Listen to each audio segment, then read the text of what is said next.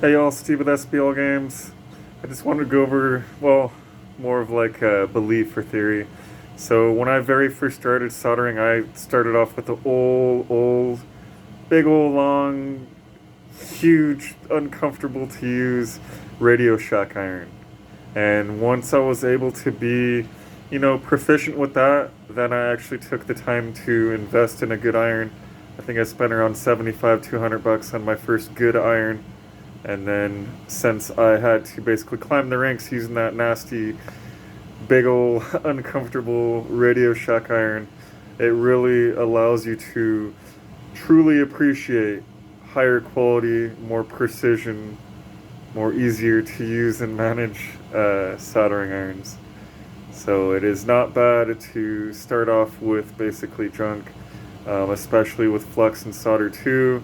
You're just practicing. You shouldn't really be working on anyone's units anyway. And in order to truly appreciate quality equipment, quality materials, you pretty much have to first climb through the ranks and go through basically crap and low quality stuff in order to really utilize and appreciate them. So just thought I'd drop that little nugget of knowledge, see what y'all think. All right, Steve with SBL Games signing out. Thank you.